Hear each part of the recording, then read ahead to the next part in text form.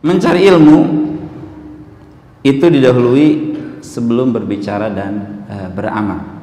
Ya, al ilmu qabla al qaul wal amal.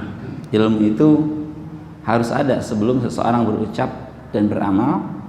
Ini didasarkan atas firman Allah Subhanahu wa taala dalam surat Muhammad ayat 19.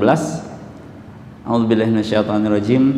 Fa'lam annahu la ilaha illallah wastaghfir li dzambika walil mu'minina wal mu'minat. Ya. Ketahuilah bahwa tidak ada ilah yang berhak disembah selain Allah. Kemudian beristighfarlah atas dosa-dosamu dan beristighfarlah untuk seluruh orang beriman, baik laki-laki ataupun wanita. Ini perintah untuk beristighfar itu didahului dengan perintah ilmu, fa'lam, gitu ya. Dan keyakinan la ilaha illallah ini pun didahului dengan keilmuan. Jadi fa'lam annahu la ilaha illallah. Ketahuilah bahwa tidak ada ilah selain Allah. Setelah kita mengetahui itu, maka kita sebagai seorang hamba terasa sedikit sekali peribadahan kita kepada Allah Subhanahu wa taala. Lantas Allah berfirman, "Wastaghfir li dzambika." Ya, karena kita makhluk ibadahnya kurang, sedangkan rezeki yang kita terima begitu banyak dari Allah Subhanahu wa taala, maka iringi dengan istighfar. Fastaghfir li dzambika. Karena kurangnya syukur kita kepada Allah Subhanahu wa taala. Ya, maka salah satu doa keluar dari kamar kecil yang Rasulullah SAW ajarkan kepada kita, yaitu beliau mengucapkan ghufranaka sambil ya keluar dengan kaki kanan dari kamar kecil. Beliau mengatakan ghufranaka, ya Allah, ampunimu ya Allah, ampunanmu ya Allah, aku minta ampunanmu ya Allah, gitu ya. Itu beristighfar. Rasulullah SAW beristighfar dengan mengucapkan ghufranaka, ya Allah, aku mengharapkan ampunanmu. Kenapa?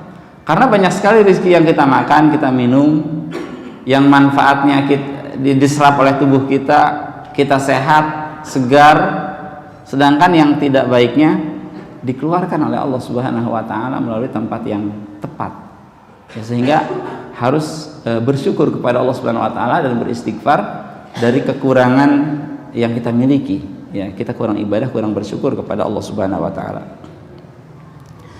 Dan karena pentingnya ilmu, Allah Subhanahu wa taala membimbing kita untuk terus meminta ilmu kepada Allah Subhanahu wa taala.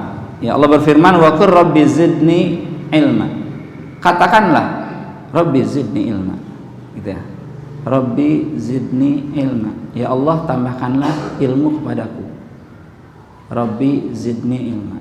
Maka kita harus mengatakan ini terus, ya, Rabbi zidni ilma. Ya Allah, tambahkanlah ilmu padaku. Karena pentingnya sebuah ilmu, ya, jangankan pada manusia, pada binatang pun itu ilmu itu berbeda antara satu binatang yang mendapatkan pendidikan ilmu dengan binatang yang tidak mendapatkan pendidikan ilmu. Seorang anjing yang diberikan ilmu dilatih oleh tuannya dengan seorang anjing yang tidak dilatih oleh tuannya, maka hasil buruannya yang satu halal, yang satu haram, gitu ya. Al-kalbul mu'allam, anjing yang dididik, itu kalau dia berburu, itu buruannya jadi halal. Sedangkan kalau anjing yang tidak dididik, dia berburu, buruannya jadi haram, tidak boleh dimakan oleh manusia, gitu ya. Sampai seperti itu. Kenapa? Karena kalau al-kalbul mu'allam, anjing yang berilmu ini, yang diberikan ilmu ini, kalau dia berburu, dia sudah terlatih, ini buat tuannya, gitu ya. Dilepasnya dengan bismillah, ini buat tuannya.